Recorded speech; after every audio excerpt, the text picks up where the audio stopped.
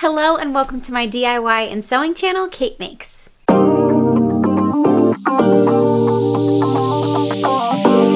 If you haven't been here before, I do a lot of sewing content on this channel. I've only been sewing for a couple years and I'm self-taught, and it's January, so it's that time of year again where I'm going to show you everything that I made in the year 2024. So behind me is not a messy closet, it is all the things that I made this year, and I'm super excited to go through them with you. You guys always really seem to enjoy these kind of videos, and I really enjoy making them. A nice condensed overview of everything that I created on this channel this year, and also just everything that I've sewn. So I hope you guys enjoyed this video. If you do, make sure to like, comment, subscribe, do all those things that support everyone here on YouTube for free.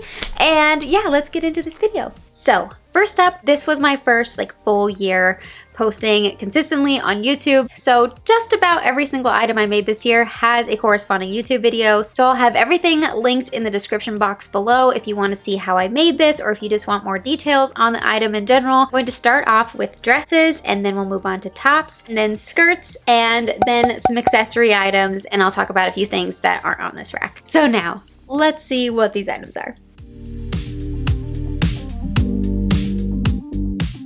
This was my birthday dress this year. This is the foxglove dress pattern, I believe. I ended up doing color blocking where I had just the solid red on the bottom and then the pattern fabric up here. I did some DIY bias binding, which I hadn't done before, for all the trim so that the reds match, and I added these bows. The bows are really the only thing that isn't included in the original pattern. It was based off a 1920s dress from the creator's grandma that she really loved, so I thought that was a really beautiful story. I made mine in cotton, and it definitely works, but I absolutely love the fit. It doesn't have a zipper or anything. Is something else to mention. It's just a slip-on dress, but it somehow still fits like a glove. So I really want to make it in probably a satin next time so that it drapes beautifully and is more of an heirloom, really special piece, because I definitely think that this pattern is worth making something heirloom quality. So that's our first dress. Next up is one of my favorite dresses that I've ever created. I created this based on a Bottega Veneta dress that Kendall Jenner famously wore. I did my own version. Absolutely, this is not as incredibly constructed as the original. I also did it in a stretch fabric, which is kind of like cheating, but I love the result and I've gotten so much wear out of it already. I used a pretty basic boat neck Etsy pattern that I'll link below to create the base, and then I made quite a few adjustments on it. Definitely check out my video on this one if you want to know how to make it, because the pattern will not get you this result. But I love that pattern in general. I definitely want to make it again just as is. Would definitely recommend for anyone, and it's super beginner friendly. Maybe I should note the first one was not beginner friendly. This is probably more like intermediate level. There's our second one of my most worn pieces. So glad that one of my good friends sent me that dress as an inspiration and that I went for it. It was very intimidating in the moment, but very proud of the result. Next up is one that is always hard to see on camera because it is a black velvet, which just likes to disappear into the lighting. But I absolutely love this one. That one is the Loriana dress by Mau Patterns. I think it's an absolutely beautiful pattern. The result is so high quality. I've talked about this dress a lot if you've been on my channel, but definitely recommend this one. Skill level is more intermediate. I've only been sewing 2 years, so I'm only just now kind of graduating to intermediate patterns, but I do a ton of beginner friendly sewing content on here, and I really want to continue that even as my skills progress, because I feel like that's what a lot of people come to YouTube for. That's what I came to YouTube for. So know that there are beginner friendly makes in here, but we're starting off with some of the more complicated ones because it was towards the end of the year. This is when my skills had really progressed. So yeah, love this one. It is more formal, so I haven't had opportunity to wear it really. I very much hope to wear it in 2025. Next up is another one of my absolutely most worn dresses. I wore this constantly. As soon as I made it, I basically didn't stop wearing it until it became too cold.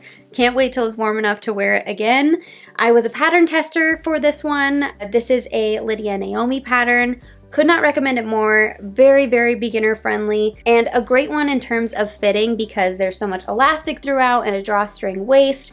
It's just incredibly adjustable, which makes it really comfortable to wear in general, but also just really easy to fit. I think this would be a great one for one of your very first projects. Definitely, as a beginner sewer, make this one. You will not regret it. One of my favorite details on this one is I added some very cute heart stitching all along the top, and it's really hard to see on camera or probably even in person, but it brings me great joy knowing that it's there. So I'm really glad I took the time to do that. And then also for her pattern, you can make all of the tie details out of fabric, but I chose to do it out of ribbon, and it not only was a big time saver, but I also think it gives it a really special touch and makes it that much more unique. So absolutely love this one. Next we have my Bridgerton dress.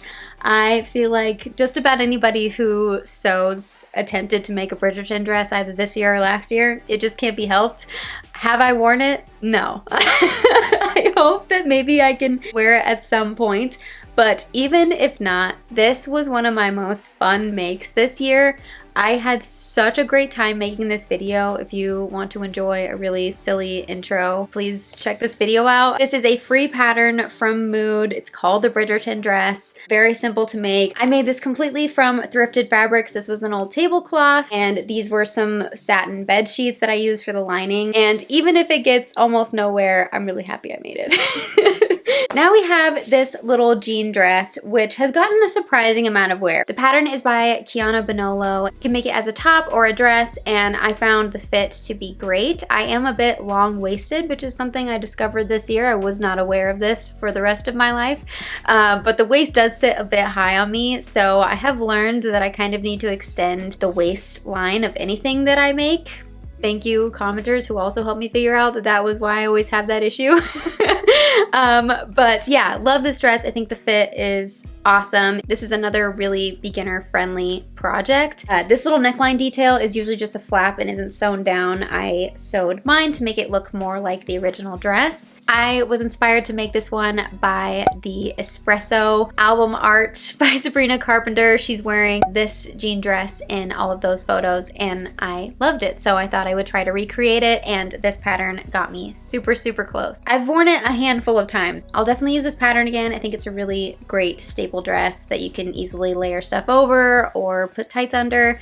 It's just a lot more versatile than I thought it would be. So yeah, definitely recommend. Next up is a primarily self-drafted dress. I had a lot of fun creating this one. It was Pride and Prejudice inspired.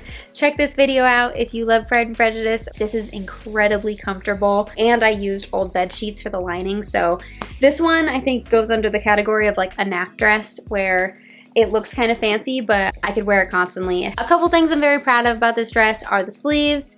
These, I completely just made up how to do this tie, and I'm very proud of how they turned out. Turned out exactly how I wanted. And then I'd never worked with stripes before, and I'm very happy with how I got everything to line up in the back. I wouldn't say it is 1000% perfect, but it's pretty dang close. So yeah, this was a great learning experience. A lot of, you know, just seeing if my ideas would work. So it's a fun one and was a great creative exercise. Next is my first attempt at the Rose Cafe bustier dress, which is a very popular pattern if you're a sewer and if you're on YouTube especially. It is popular for a reason because it looks absolutely beautiful when done correctly. This is, I think, my most beautiful design and execution other than the fit. I love the fabric. I love all of the little details that I put into it. I think it makes it incredibly special. The bust cups do not fit me correctly. It is a future goal of mine to order more of this fabric and redo the bust cups so that I can wear this, because right now it's technically wearable, but it's just not right.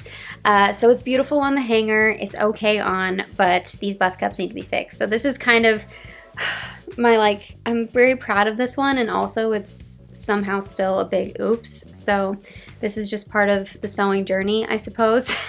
But I've been afraid to tackle this pattern again, but I definitely want to give it another go, at least as just the bustier part, just as a top, since that is where I struggled. Hopefully I work up the courage to tackle this again in 2025. We'll see. Next up is one that I don't have a YouTube video on, but I do have this posted on my Instagram. Make sure to follow me there if you want more content. I'll have that linked below below as well. But I was a pattern tester for this one. This is a Thrills and Stitches pattern. It's called the Olympia dress. I absolutely love the design. I think it's so beautiful. The instructions are great. Sewing a godet, I believe it's called. This was definitely a new skill for me. Attaching these corners was quite difficult. However, her instructions were great. This pattern was wonderful. It really is created for beginners so that you can tackle something new and slightly difficult but still get a beautiful result. So I would say this is like advanced beginner to intermediate skill level, but I would really love to make this again. This is another one where I made it in a cotton because I was a pattern tester. I'd never made it before. I wasn't sure how it would turn out. So I made it in something very low cost and safe, and it's gotten quite a bit of wear, but I really want to make it in nicer fabric. And I think even though the two-tone is fun, I think I want to do it all as one color next time. Plans for 2025 is to make this again in a more high quality fabric for sure. Oh, this one you can see, I do have little tags in all my clothes. That's something I started doing, I think, this year.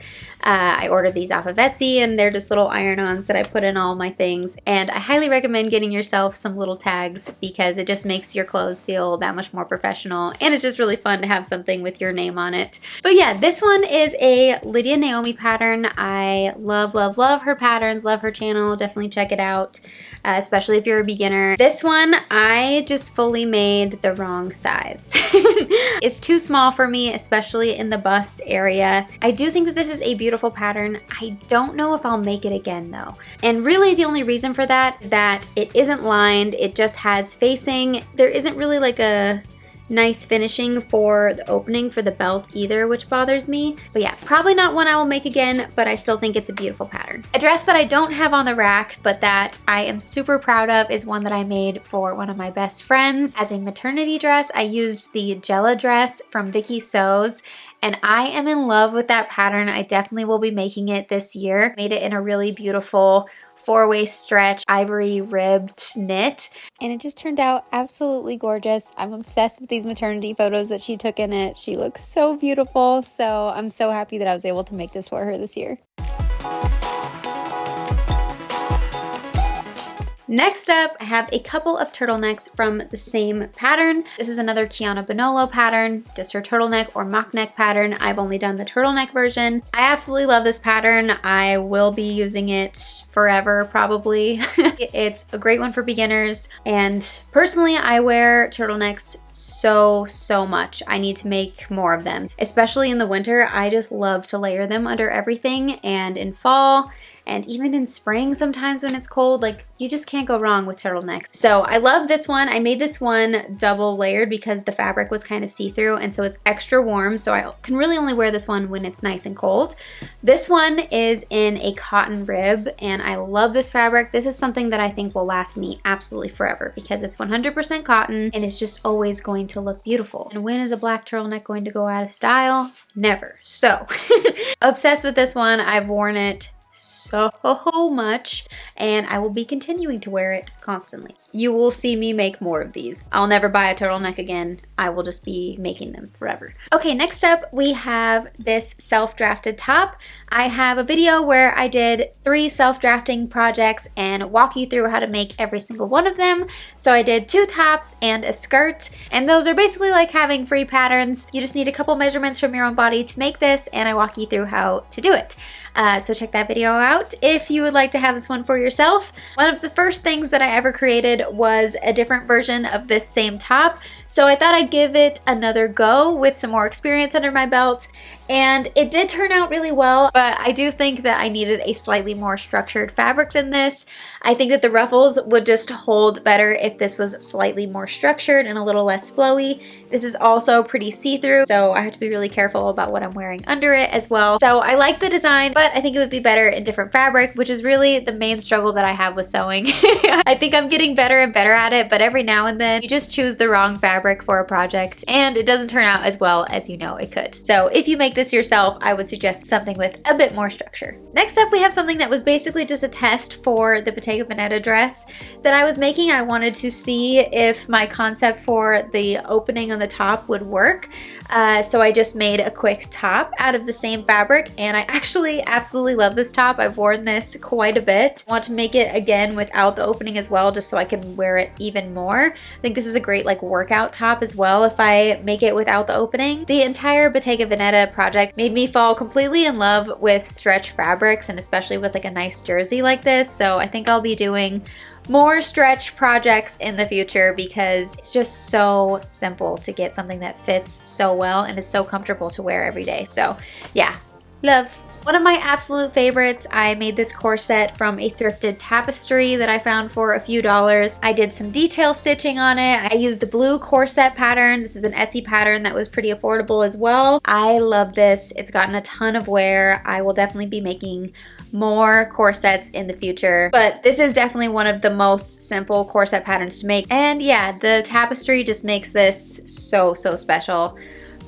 I'm kind of obsessed with it. And next up is the other self-drafted top that I created. This is just a tube top. It's really simple, extremely beginner friendly, and I have worn this and the skirt that I'm about to show you so much. I love this underneath that corset that I just showed you. I love it with jeans. I love it with the skirt that I made to match. It's gotten a ton of wear for me. Something that I think I learned this year is that I really love making simple kind of wardrobe staple pieces like this that you can wear a ton. Look out for that this year on this channel. Lots more wardrobe basics and essentials. Next is this top, which is back to a sewing pattern that you can purchase. This is a puff and pencil pattern, and theirs are really interesting. It's basically all in different pieces and you can mix and match their patterns really easily. I made this one for Valentine's Day last year. It was really out of my comfort zone. As you can probably see, you know, a lot of this was kind of odd for me, but I had so much fun making it, and I actually have worn it quite a bit. I really love how fun and kind of random it is. It's not something that I probably would have bought from a store, but I really enjoy wearing it. This is something that is very high up on my list to make again. I want to make it without the collar and just the like tie version, and I think I might change up the sleeves as well. But I've just discovered that I do really love this general shape. And I want to make it in a more basic color that I can wear all the time. I think I'm probably going to make it in like a cream. And I wanted to wear it today because it does inspire me to be more creative and to not be afraid to try things. I really want to try to push myself to create things that are even more personal to me, even more unique, and things that I feel like express my creativity when I wear them. So reminder to make sure you're playing and having fun while you're sewing as well, because I think that's also what this hobby is about. Sometimes it's about making chic, beautiful things or things that you couldn't afford, and sometimes it's just about, you know, being crafty and having a good time. And I think that's what this shirt encompasses.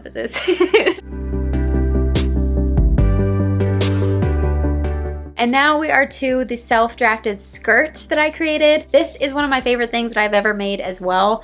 I would like to make this skirt again. This one was out of bed sheets, so it was done really affordably, considering that it's quite a bit of fabric. This was based off of a designer skirt that I saw on Pinterest, and I just sort of wung how to do it myself.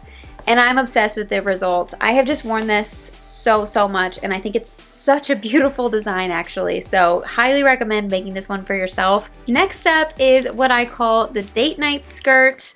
This is one that you guys absolutely loved and that I wish I had a pattern for you, because so many of you have asked for it, because I did ask if you guys would be interested. I asked that having no pattern making experience at all. So I really got ahead of myself on that. Know that I am working on it. No, I haven't forgotten about all of you that have commented. Thank you for everyone who has encouraged me to turn this into a pattern, and I apologize for making you wait. If I had the skill right now, you would have it. I just am still learning. So anyway, I made this skirt based on one of my absolute favorite skirts that I've worn on a billion date nights. It's my husband's favorite skirt of mine, but it was in like this polka dot fabric that just really isn't my style anymore, so I wanted to remake it. And yeah, I hope that one day you guys can have this pattern as well, because it is just a really fun and flattering skirt to wear someday, guys. I am going to be making this in green very soon to test the paper pattern that I created in this process, so stay tuned for that. I will have a green version soon, and I think I might bring you guys along so you know that I haven't abandoned you and your request for this pattern.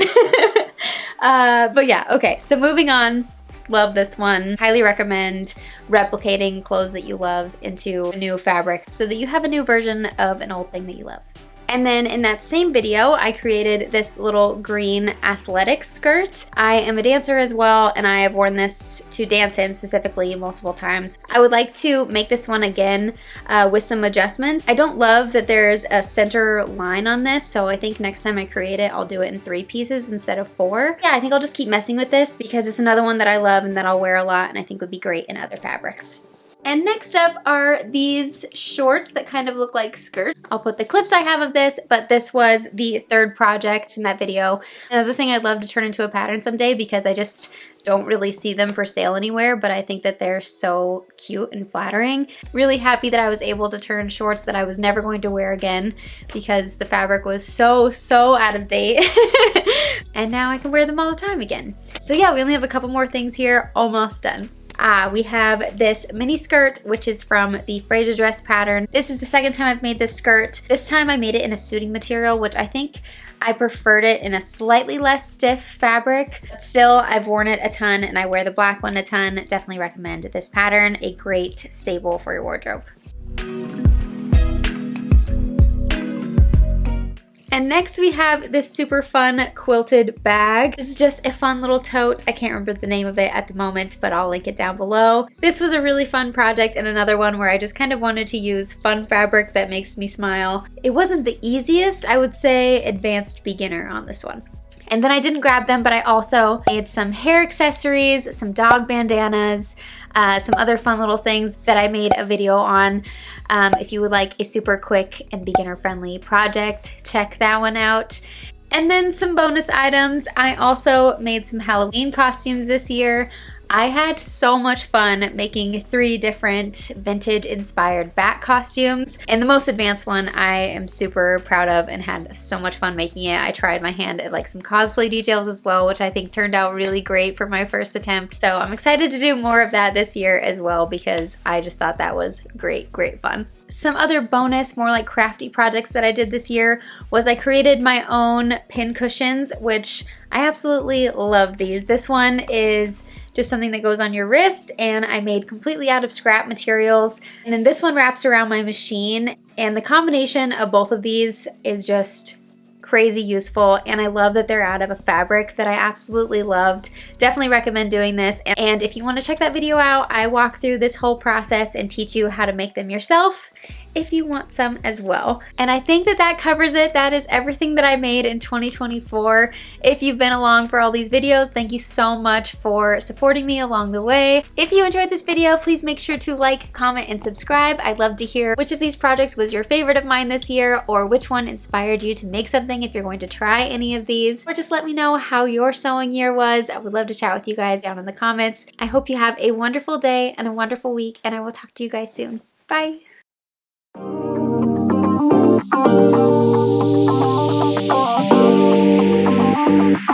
you.